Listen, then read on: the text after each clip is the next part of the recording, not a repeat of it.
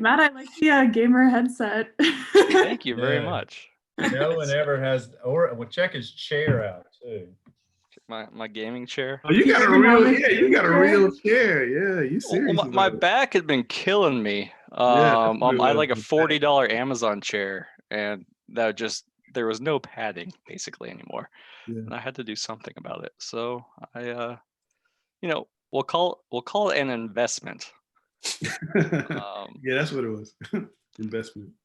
All right, I hit go live. For some reason chat is disabled. Are you kidding me right now? Are you kidding me? Well, who cares? Welcome to the Charlotte Sports Happy Hour. How are you guys doing? Doing good. Scott, what's the dog's name? This is Fern. Aww. She's good. She's a very timid beagle. Timid beagle. I'm gonna put her down. She won't add much to the conversation. Not even barking. Oh, she's cute. Yeah, I've got cats fighting. I was gonna say, Alex, where's your cat? I know. Gosh, where are they? They're too busy like killing each other, the two brother cats, my roommates. Here we go. That enables live chat. That's better. Yay. That should come up soon. So how are you guys staying sane right now? Other than me incessantly slacking you and everything else. I don't know. I've been trying. Going outside every day for a walk helps a lot for me. Just getting out, trying to find a little bit of normalcy. Yeah. You got all your kids in the house right now, don't you? Yeah. Everybody's home, and it's really loud. And there's a lot of banging and fighting and things like that. It reminds me of before my son left to go to school.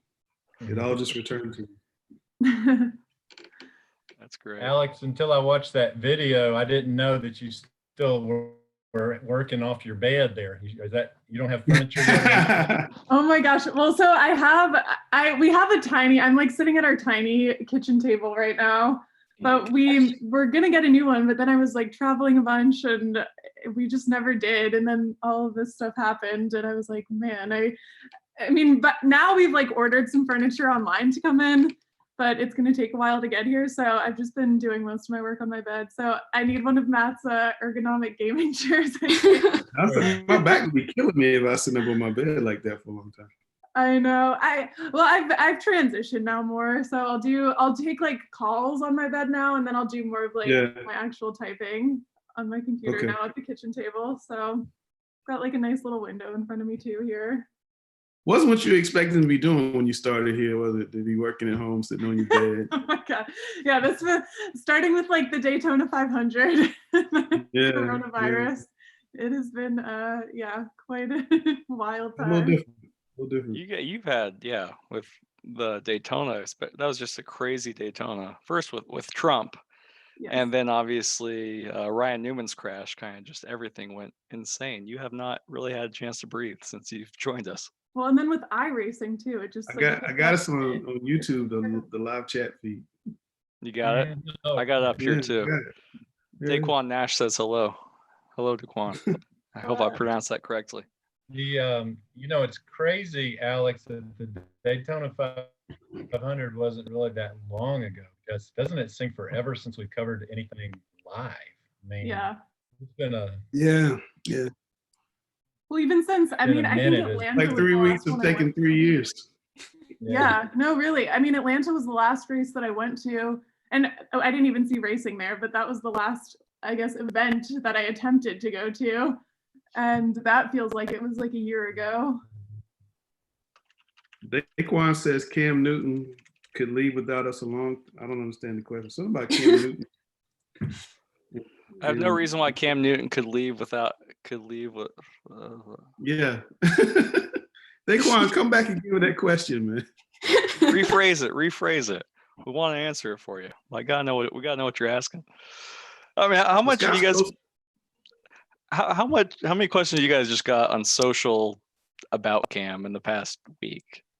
A lot. What's the craziest thing you've been asked? I think I've seen some tweets about people being like, oh, is there like a chance he'll still come back? Like people suggesting that there's like, he might come back is all just very strange to me. because The craziest question I got was he cut because of his wardrobe. That was the craziest question I got. Wait, because of his what? His wardrobe, how he dresses. How he Oh. dresses. That's been Alex, interesting you were looking at never his here Instagram for any of his press conferences where he clearly has a stylist. Yeah. Absolutely. He has a look, and he's Yeah. so Daquan said 9 years. I have no reason why Cam could leave us with I'm still confused, man. I am so sorry. I think he's saying he's upset because Cam didn't win a Super Bowl during his time here. I think that's what he said. Well, see, I was living in Colorado at the time, so it was really being on the other side of it was really interesting. Coming here, like I was, watching that, like, hey, you didn't pounce on that ball, all right. And then you guys are saying, like, oh my God, what are you doing? Why did you not pounce on that ball? It's just funny how it's. Offensive line, they just never put. I mean, Scott can probably speak to this more, but I just never thought they put the requisite pieces around him that you would expect for a star quarterback in a lot of places. Hey, it looks like Rick is joining us. Perfect. Good. We have Rick Bonnell here. Yeah, Big I'd agree. I think Cam was in 2015. If you look at that receiving core that he managed to get them to the Super Bowl with, I mean, Olsen was really good, but then they were playing guys like Philly Brown and Funchess early in his career was probably the best of the receivers. Jericho Cotchery is a really nice guy, but he's not gonna put a lot of fear in a defense. I mean, it was so different from who Mahomes throws to or anybody else really. When Cam had a legitimate receiver, Steve Smith threw for about 8,000 yards in 2 years. I mean, he was really good. Just would love that. Yeah, they weren't together that long. I mean, no, not at all. Just a couple of years. There's Rick. Hello. Hey, Rick. hello, Rick. How How you doing? Great, thank you. Good. I just looked at a video of Mark Cuban saying he really thinks the NBA could come back and play this year. What are you hearing about that? My question would be whether they'll ever do it in front of a live audience. I think the league is extremely worried about their television obligations. And I don't think that's just about national. I think that's about making all the RSNs happy. So I think that there's a real effort to at least play a handful of regular season games before they go into the playoffs to make the regional sports networks happy. But I don't know when, and I got a funny feeling that it'll be someplace with an empty gym. I heard Stephen A. Smith was talking about put everybody in Las Vegas because they have multiple places to play and play it out in Las Vegas. But I know the NBA always wanted to see what happens. Can we play into August? And now this year they're going to get a chance maybe to see how that works and get away from NFL, start later in the year. I mean, it's kind of cool to me to see the experiment.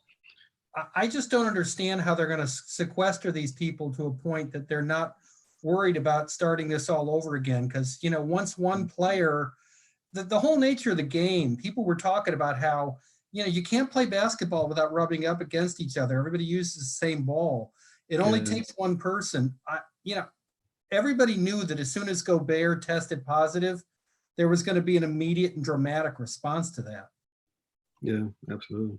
I saw him boxing with somebody yesterday on Instagram. Crazy. Matt, elephant in the room. We got football this fall? Yes. That's just an optimistic take.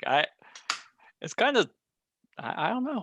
It's interesting hearing different, especially college coaches, how much they go back and forth. And you really, I think there needs to be more college coaches. You started seeing a triangle with well, at least basketball too, with Kevin Keats, and I think Roy Williams did it, but kind of some PSA videos about social distancing.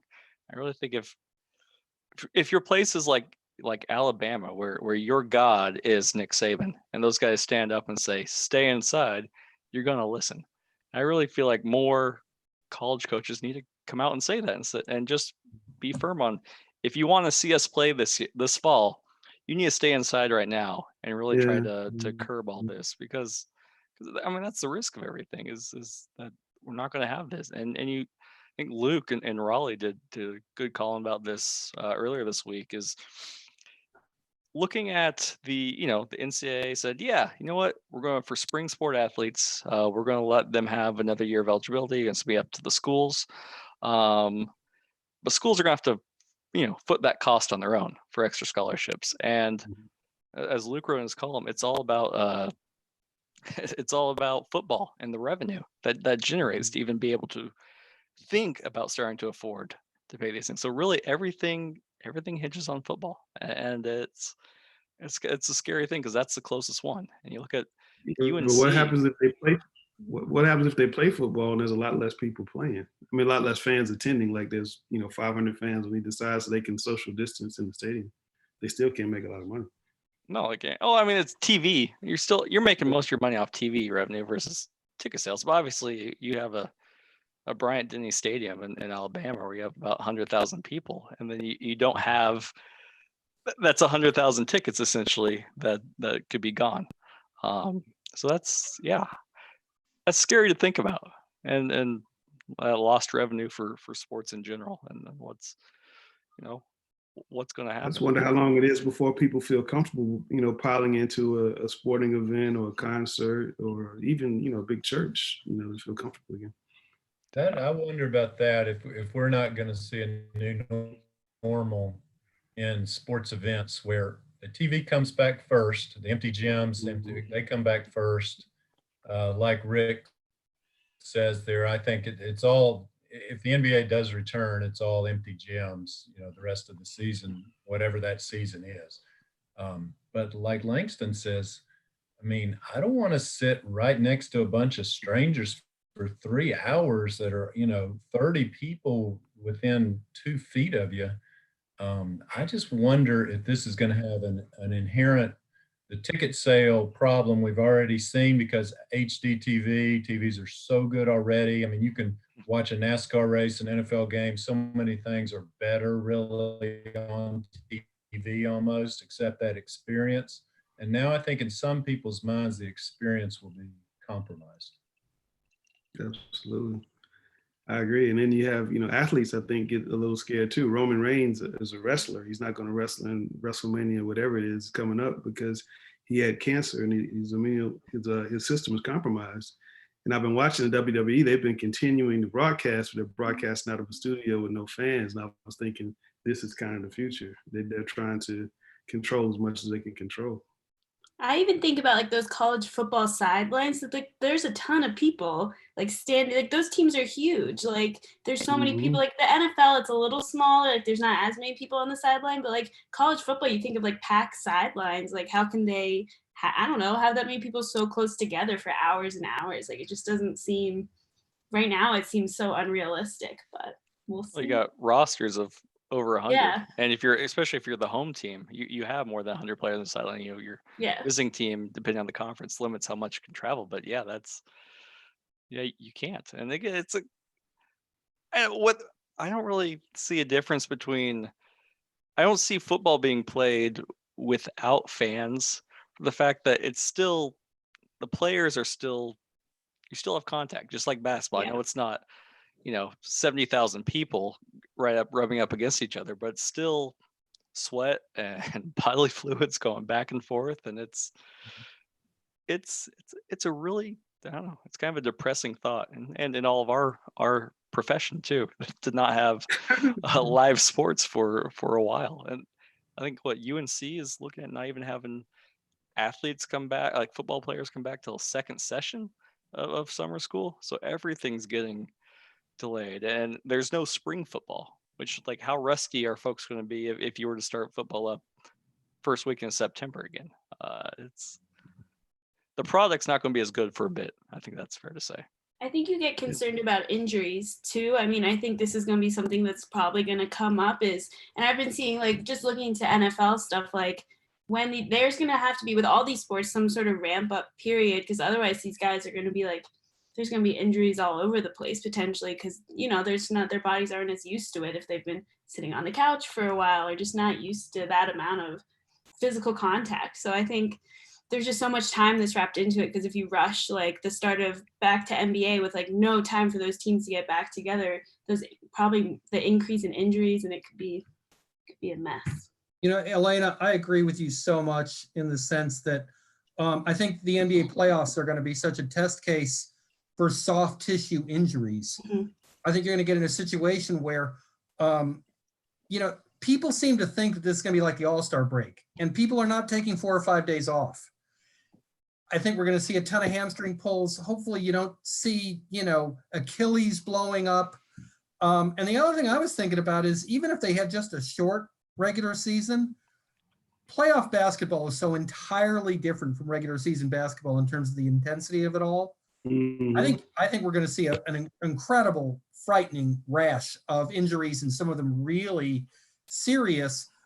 Bobby Marks said that he thinks that we're going to have to talk about, you know, like 2 weeks of quasi training camp and preseason games before you could even feel good about playing a regular season game, much less going into a playoff level intensity. Well, Speaking I of talked basketball, to, go ahead. Zeller, you know, Rick, the other day I was talking to Cody Zeller on the phone.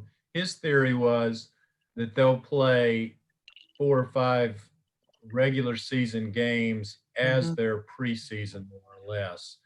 He agrees with what you're saying there. I think that to go directly into the playoffs, and of course it's not going to matter to the Hornets either way, but to go directly in the playoffs now would invite some catastrophic injuries. Do you remember a long time ago they used to play, instead of the Rising Stars game at the All-Star weekend, they would play those old timer games. They'd be like guys in their 40s, like Gervin and stuff, and they were just like, I mean, it was terrible. They were just ACLs like every quarter, you know. That's what you don't want.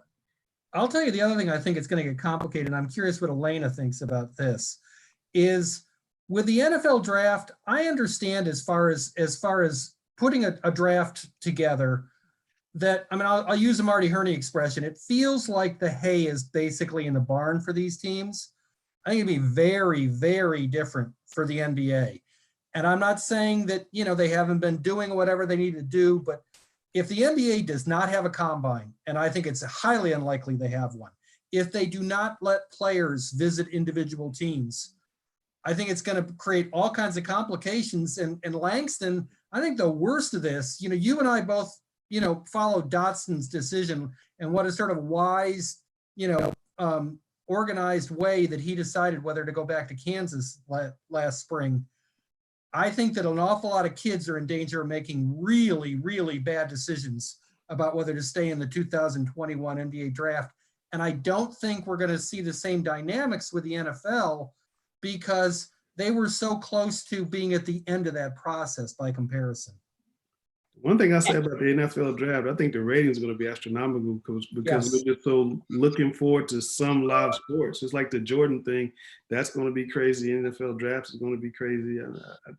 I don't care if it's, you know, nobody there and they're cutting away to people like us on Zoom to talk about it. I just think it's going to be incredible to watch.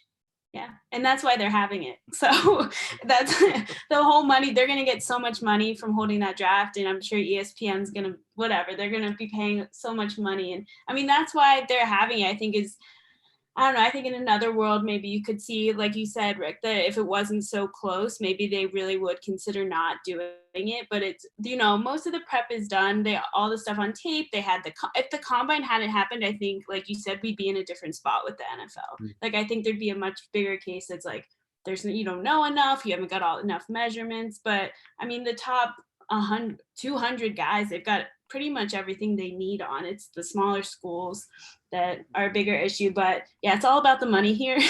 I think is the bottom line, and all eyes are on the NFL, and they can't pass that up. So yeah, they're going through with it. Speaking of smaller schools, anything you want to share about the UNCC guys, Charlotte 49ers? Of your story I just edited?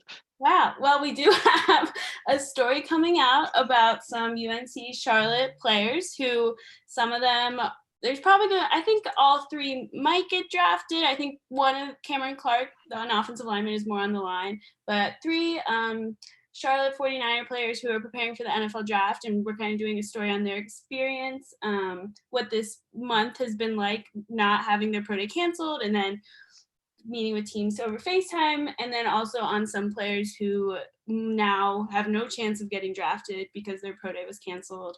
And it's just having interesting impacts, and we kind of dived into that. But yeah, it impacts the guys who would have stood out at their pro days. Like Kyle Allen stood out to Scott Turner at his pro day. Like that was huge for him. And like that's not going to happen this year, and it's going to be really interesting to see. Hey, when we're talking about money for a minute, Alex, I'm curious.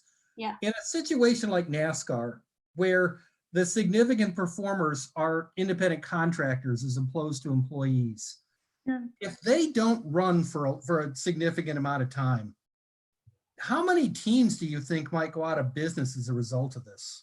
Oh no, I mean, it's definitely an issue. And with a lot of, like, I was just on the phone with a couple guys today from a smaller team, and they were talking about how they're constantly on the phone right now with their sponsors. Because a lot of, especially for the smaller teams, it's like they've got these, you know, maybe one race deals or that they have to set up and kind of manage per race. And that's definitely a shift in the industry. Whereas and for the bigger teams, it's like you have kind of the year-long contracts, multi-year contracts with some of these guys. But for the smaller teams especially, it's definitely a concern right now. And that's even something like with the iRacing, you know, they're trying to keep those partnerships alive with some of that, where as even if they're not making you know, like money through competition, at least they're getting their name out there and it's being broadcast on Fox and stuff. So, you know, it's something that they're going to see. I mean, NASCAR has said it's going to work to support the teams that are the smaller guys that are maybe less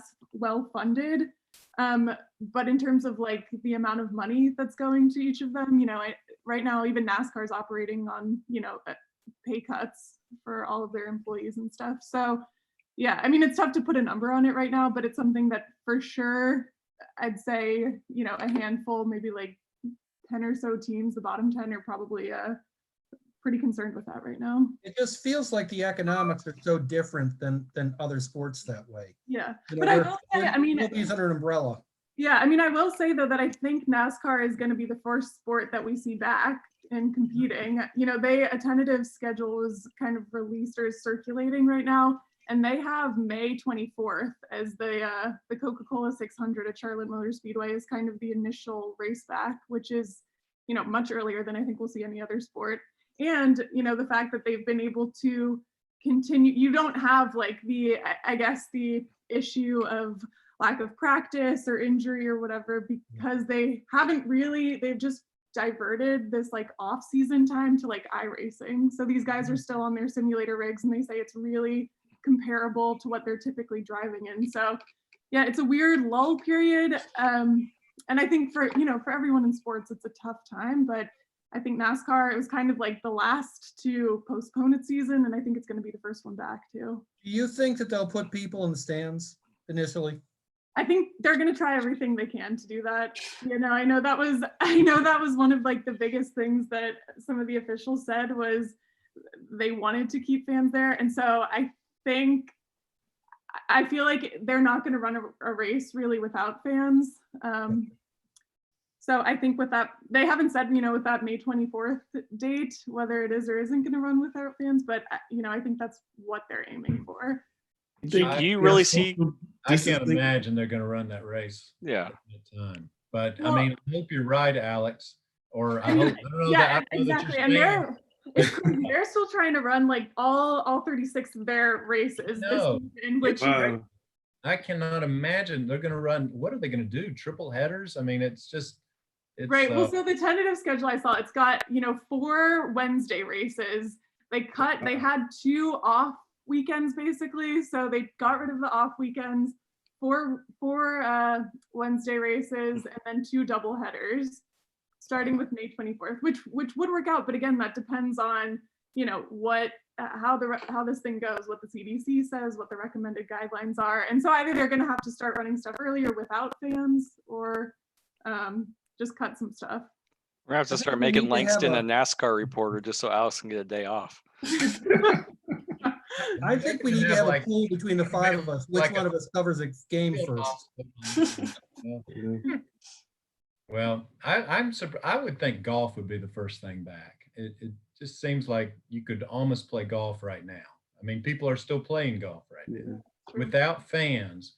But isn't there some made-for-TV event they're trying to get done with Tiger and Phil and stuff? And I don't know.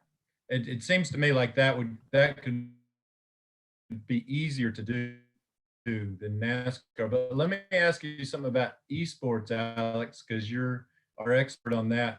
I don't like the fact that some of these guys have these many $1,000 rigs, and these other guys are racing like, I don't know, they're the equivalent of an Atari game system or something. Oh yeah. I feel like they should. That's a little like race real the life same in thing. NASCAR, though. No, yeah. I mean, and from an outside perspective, I think that's like the first question is like, how are these guys, how is this fair that some of these guys have like super souped up machines and stuff, and they've all been like tweeting out their setups.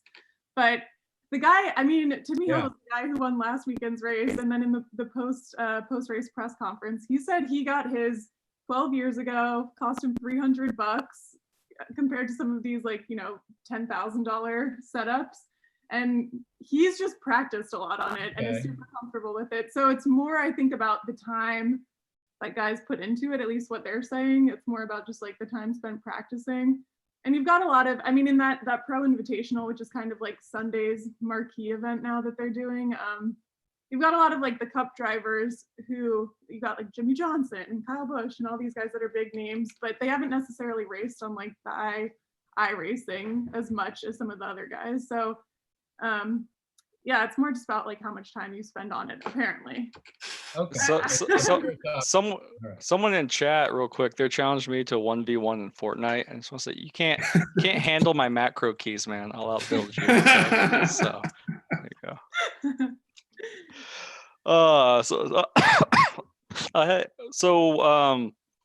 Alex, have you tried iRacing? Have you tried to? No, do you have a PC that could run it? That was something where I was like gonna try to set up a time, because I know a lot of these teams, like they've got their sim rig setups and stuff in their garages, and so that was something I was like looking forward to trying to do and organize that. But now I can't go into anyone's garage right now, so yeah, I have yet to sit in an iRacing. But I did try at the Daytona 500. I did get to do like the ride along with Eric Jones. That was pretty fun. So we went like up to, I think we got up to like 150 miles an hour around that track. We the only time I've really wait. You said 150? No, I'm not doing that. Yeah, I'm not you doing can that. feel it. Like you Those left turns come up really fast. Yeah. Well, I was surprised. So the first time I've ever been on track level at a track was at the Speedway Christmas, basically where you get to drive through Charlotte Motor Speedway with the Christmas lights. We had our family's minivan. You drive the track, and I was just like, what an angle that was at, like the banks are. I didn't realize just how steep they really are to compensate for that speed as you come around. It's crazy. You weren't doing 150 either. No, we were probably doing 20. Because 5 hours to get through the thing. So yeah, you really feel it in like your head, especially. And, yeah, like, you feel I'm it. not doing that. So with basketball not coming back for at least a minute, are you guys pretty excited for the Last Dance? And Rick, how much do you remember of that season covering the NBA?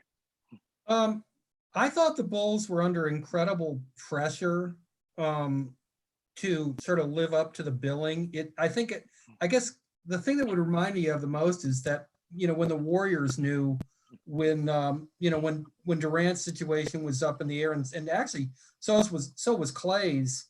I think that they had the same sort of palpable feeling that whatever they were doing, they had to do in the here and now. I always got the impression, I've heard this from some people who were in the periphery of that team, that by then they'd all started getting on each other's nerves a little bit.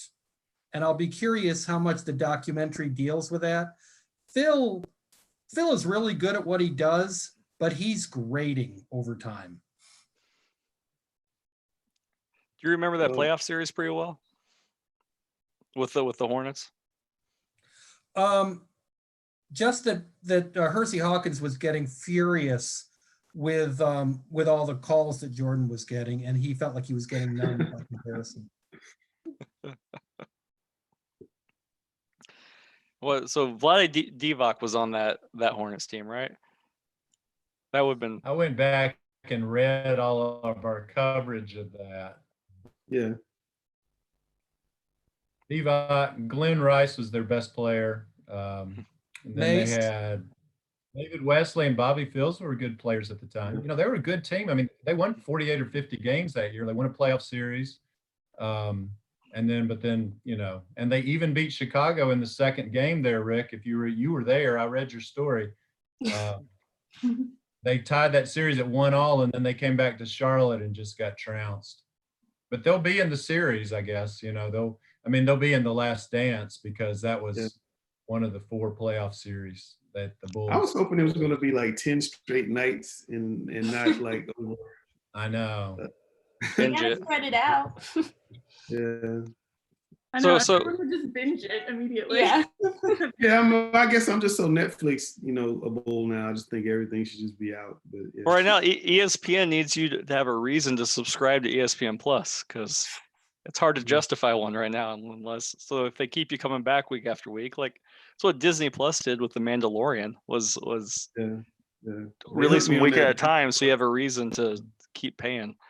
Because right now, I'm ready to. If I didn't get my free year of Disney Plus because of Verizon, I would have canceled it because it's just Ready for it? frozen on repeat in my house. So Disney Plus is great. I love watching all the animated movies. it is. I'm ready for Mandalorian season 2. That's all I'm saying. Yeah. Well, they'll have all the Marvel shows that start coming out too. So they'll have more content. All those got I'm excited. pushed back I'm too. excited for HBO Max, so I want to say HBO Max in May. Links, can you explain to me the difference between HBO Max and HBO, their other 2 platforms? HBO Max, as I understand it, is going to be kind of like their Netflix, where they have all of their original shows, which is also kind of the case in HBO Go. So maybe I Right. can't really explain it to you that well. And they're the But same I know they're price. gonna have like I think they're going to move the DC programming over to HBO Max, Okay. and hopefully they're going to have 4K on HBO Max, which they don't have on HBO Go. Which is so frustrating. I think the pricing is going to be about the same. So I don't know. I'm just curious. I just hope the Justice League Zack Snyder cut comes out on HBO Max because that's what I'm dying to see. The worst superhero movie ever made, by the way. There was a Worst? complete absence of script. Well, the Snyder cut is supposed to fix all of that. So I'm hoping to see the Snyder cut because they brought in the Whedon guy who did the Avengers, and he reshot some stuff and tried to make it funny where Zack Snyder makes it dark, so it didn't kind of go together. And they had a movie with disparate visions on it. But one of the ways you could hook me for HBO Max is have a Snyder cut come on. You know, a minute ago, Elena was talking about the draft and how it's, you know, it if nothing else, is perfectly situated as TV programming. Absolutely. The thing about the Jordan documentary that goes hand in hand with that, I think, is the thing that makes sports unique now in television is it's the only appointment programming left. Yeah. Everybody watches things in their own time now, and they're going to force you with that draft to actually, you know, be in front of the set when they tell you to. And think about it, our whole lifestyle has changed that way in general, but much more the last month. Yeah. The crazy thing is when the draft comes on, everybody's going to be at home. I mean, the ratings I said earlier is just going to be just out of sight. Super Bowl, like, I mean, it'll be crazy ratings on that thing. Same with Jordan. I mean, I don't know. I was hoping ESPN would move it up even further because people just are dying for something to watch. You know, you can't. I mean, Matt was talking about watching Tiger King. You can't. Or Scott, you can't watch that stuff so much. You want to see something else. Yeah, I have a feeling that's why they I know they were still working on the ESPN documentary, and that's part of why they couldn't move it up more. But I wonder if they're still working on it, and that's why it's spaced out for so many weeks. But I don't know. But Matt, they kill us about our viewers. Hey man, don't hate. I told them spread the word. We're new here. You gotta get the word out. Tell all your friends. He says we deserve more. Yeah, what? People are watching. People Seems like watching. a good experiment. People are watching. Yeah. Maybe if you yell like Stephen A. a little bit, people watch more. Wait, how do you see the viewers? You have to go to YouTube. Hey, I just got a text from Madeline Coleman who says hi and is watching us from afar. Whoa. Well, I know when I was a college senior, this is not something I'd be doing. She's been one of the best stories all year long, though. I mean, she's really good. Yeah, we miss him, Alan. I was also wondering. I talked to Andrew Carter a little bit about this today.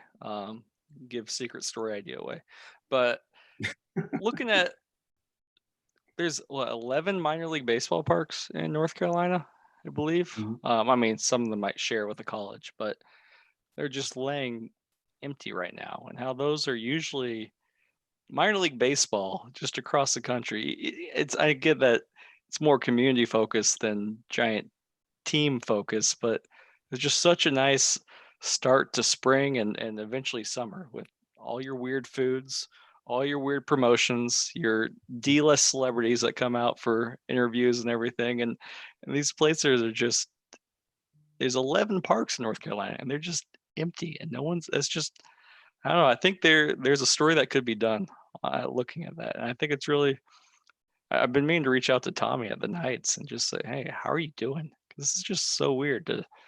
I was really looking forward to playing in the celebrity media softball game that the Knights are having. I think, and it gets Scott involved too. And obviously, they're not having all that, preseason media stuff, fan fest, and it's, I don't know. I'm gonna miss baseball. I already do, and yeah. What are you guys any thoughts on that? Matt, just a few minutes ago, the AJC put on their website video that they had of the grounds crew at SunTrust or whatever they're calling it these days, and that they've got the park ready as if tomorrow still would have been opening day.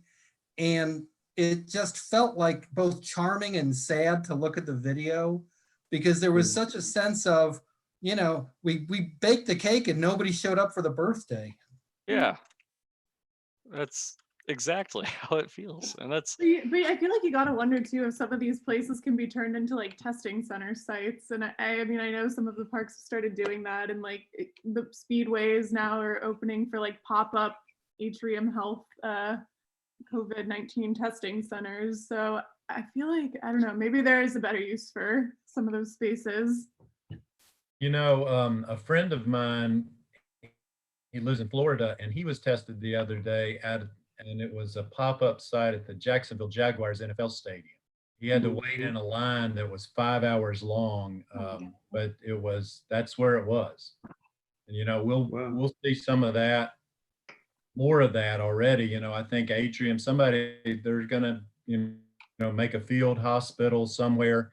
I mean, there's some sports sites that probably are going to get involved in this area, I would think, pretty soon. Besides the Speedway, which already is involved, I guess, the Dragway.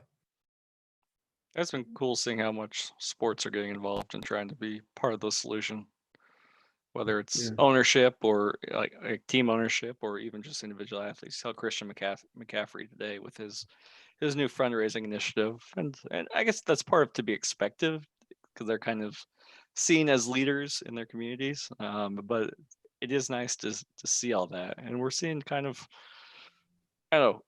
I felt like this would be the case, and it seems like it is. Like this pandemic is kind of showing the best and the worst of society simultaneously, and there's very little in between. I feel like, which that's a good thing, maybe it's a bad thing, but you are seeing some really good things from people, which I appreciate. I was just talking to someone about it forced me to reach out to people to make sure everyone's okay, who I wouldn't have otherwise, which sounds bad, but also just friends I haven't connected with as long, who I know I have a lot of friends in California because that's where I went to school, so just making sure they're all okay. And I have friends in New York, I live there, so making sure those people are okay, and I maybe wouldn't have checked in with them normally, but there's not a lot of positives to take from it, but for me that was one, because it's I wouldn't have done that otherwise. So everybody I've covered the NBA with for a length of time has one way or another checked in on somebody else, whether it's text, whether it's Twitter, whether it's whatever, in just a real sense of, you may see people in person 4 or 5 times a year, but there's still a sense of family in crisis. Yeah. In the chat, message from Philip says, humanity will always come together in times of real need. It's what gives us hope, and love you guys. So Thanks to Philip for joining us. We're one fan. Yeah. I tell you, with for you guys with parents or still with us and grandparents, have you guys been able? Have they been going crazy? I'll tell you one thing. My grandparents are. They will. They keep leaving the house, and there's nothing my parents can do to get them to stop. My grandparents are in their 80s, living in Oklahoma, and like my grandpa keeps bringing my parents groceries, and they keep saying, "Stop! Like we'll bring you groceries. Stay inside." This, and then he's wanting to give my mom a hug. Mom was like, "No, just leave the groceries there. This is like for your own safety too. Just back away." And then he comes back with more eggs later, like an hour later. She told me, "I'm like." My grandparents like, oh my gosh. Yeah. Yeah, we've had some of that. My mom and my father-in-law and my dad are deceased, but my mother and my mother-in-law are both very social people. They get out a lot. They're both around 80 years old. So my mother-in-law, this is really cut into her, life, her social life. And so she's been actually going sometimes to the local Food Lion. She'll drive through, get a cup of coffee somewhere, and go to the local food line with all the doors up. She doesn't want to go in there because she's scared to go in there, but all the windows up and just watch people go in and out. And that's her entertainment to, sit there for watch them come in and out because she wants to be around people so much. And she lives 100 yards from us, so she's around us a lot, but she wants to be around different people, be out and about. Yeah. My dad's in Florida. He's just locked in. He won't move. And my mother-in-law lives out near Carowin. She's kind of locked in too. I think they're just kind of doing the shelter-in-place thing and just trying to stay inside as much as possible. I mean, I see a lot more people wearing masks as I'm going out now than I did before. I know they've been talking about that on the news, that maybe we should wear masks because they say this thing can go when you're just talking or breathing even. So I think there's a definite change of attitude towards that. Also, I do appreciate, I tweeted this last week, I think, but it's that going to Harris Teeter and just there's people, their job is the entire day is to sanitize the shopping carts between every single Yeah, I've use. seen They that. just sit there all I've day seen and it's just nice, which is nice to have. I appreciate they're doing it. It's just like, You got gloves on, I guess? yeah, Gloves they do. Yeah. They sit there, spray it, and yeah, I keep a thing of hand sanitizer in my car for whenever I have to leave and use the keypad on the credit card machine that everyone touches. Yeah, you have to pull out something to put on it. Yeah, it's just like, gosh. No, well, the one thing I realized, so I finally went to Trader Joe's in Charlotte like last week, and it was around like 5 o'clock, so I was expecting a lot of people to be there, but they had like a line system set up, so they were only letting a certain amount of people in the store at one time. And I mean, I didn't wait in line that long too, and they had all like, you had to stand 6 feet apart from everyone, so they had it kind of like spaced out too. But it waited in line maybe like 10 minutes or so. And then when I got in, I was like, this is kind of nice. Like I can get everything I need. The whole store. Like I can get through the store pretty quickly. Like this was pretty efficient. I've been working the news side the last 2 weeks, and one of the things I've been doing is talking to the Simpson family that has run the Kings Drive Farmers Market all the way back since 1941.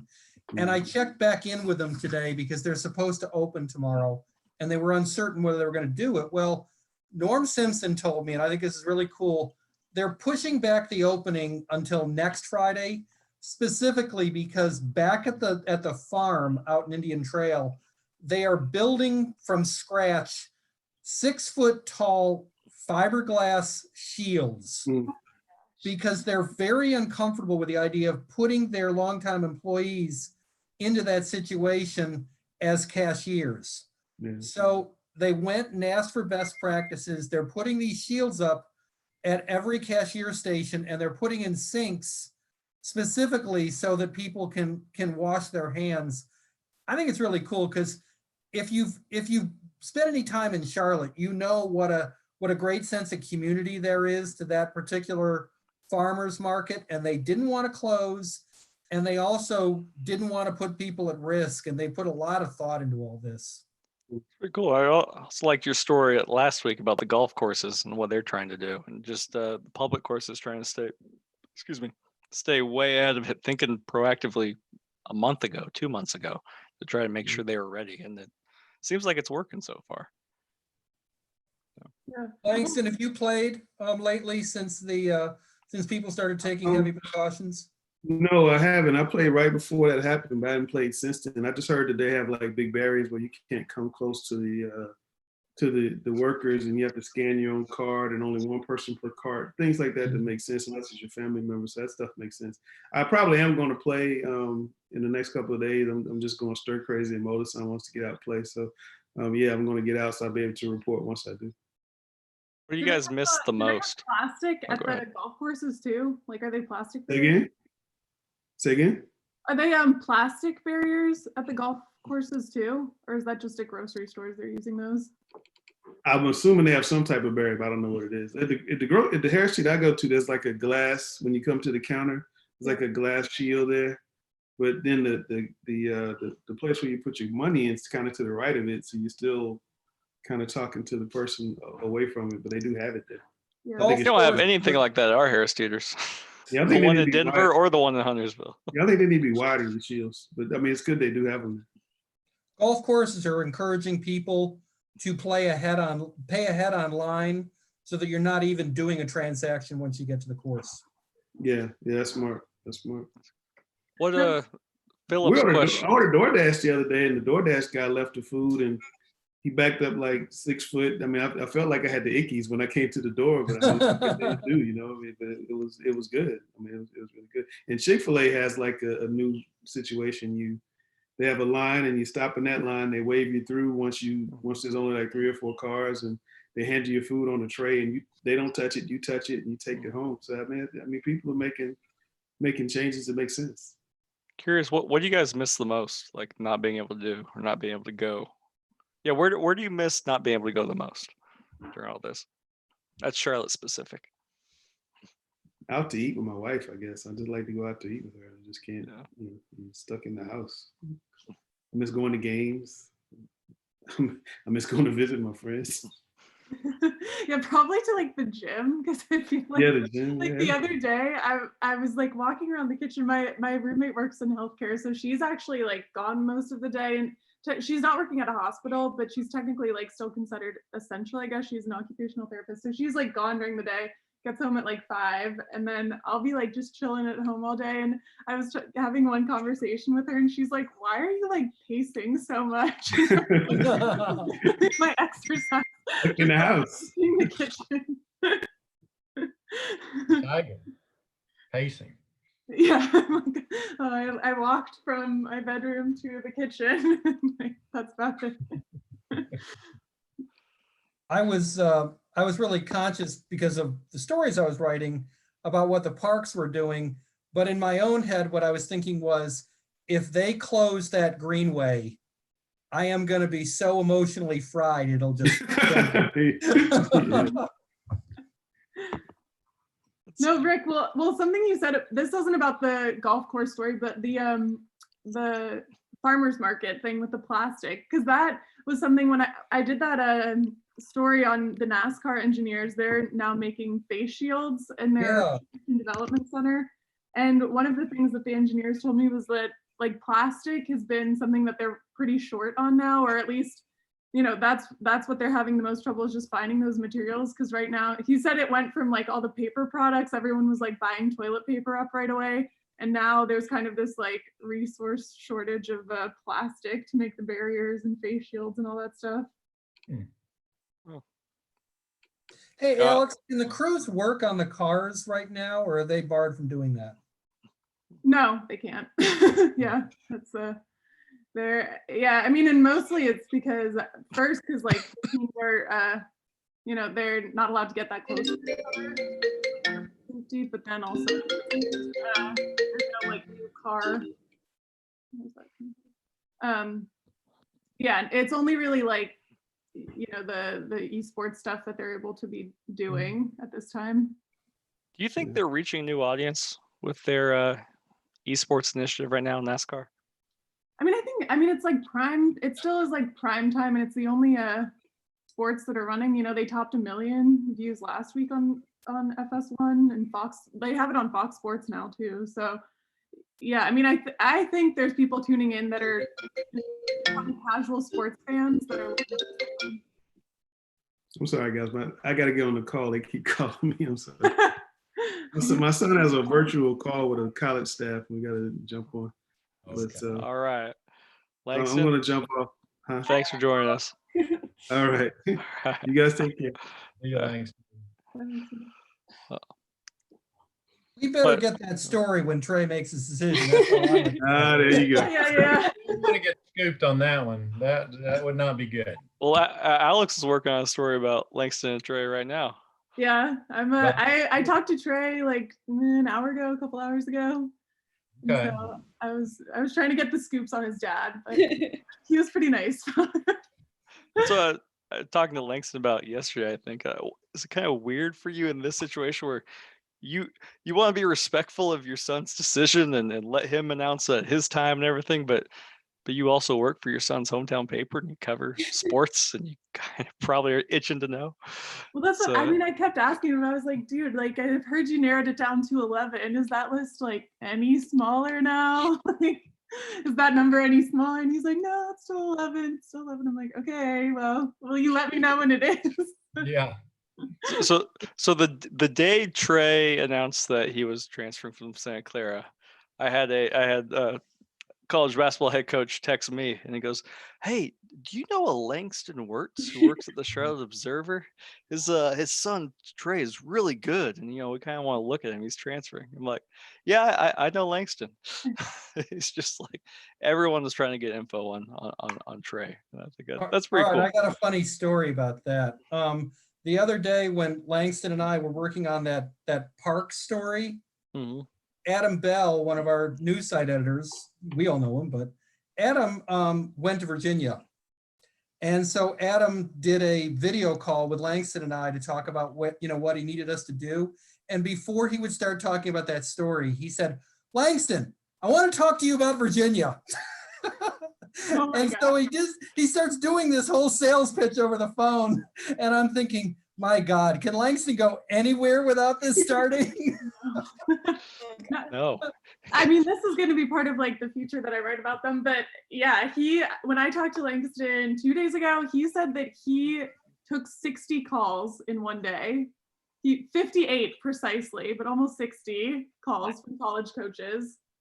And that was just him. Trey had more. All right. That's crazy.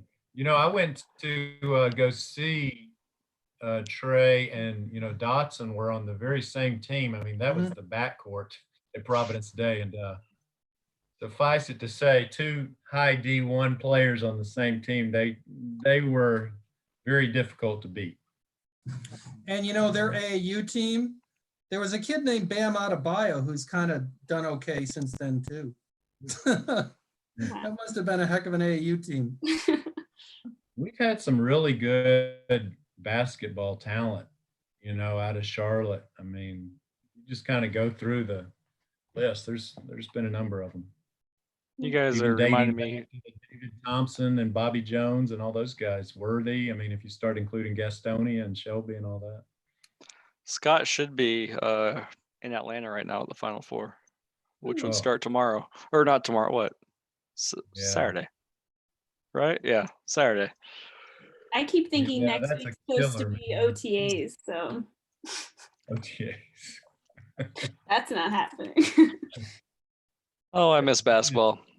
Elena got to write all about Cam Newton for months, and I don't think she ever saw him play a game, right? That Elena? is correct. Was your That is first correct. week when they put him on IR? Yeah, that Like was your my third second day? day. My second day, they put him on Okay. IR. Mm, Nothing good in Cam Newton, like with the Panthers, came while I was there. So no. it's my fault. Yeah, that was it probably. And they haven't won since you've been here? No. No. Got a I mean, coach I went improvement. to that game against the Titans that they won. That's true. It wasn't You were officially there. working yet, so I guess it depends Yeah. on your definition. Okay. Well, it's been about an hour, and I appreciate you guys jumping on and chatting. This is fun. Just nice to catch up with you guys and talk everything. So you guys, well, everyone who joined us, thank you. Even if TSZ Clutch likes to make fun of our viewer count, we did have an active chat, and I appreciate that. Everyone who joined. Thank you guys for joining me and indulging me with this little experiment. I might want to do it again sometime, but I'll talk to you guys later today. I'm sure some of you tomorrow. But you guys have a good rest of your night. See you, Matt. Bye, See guys. y'all. Bye, guys. Bye. Good to see you.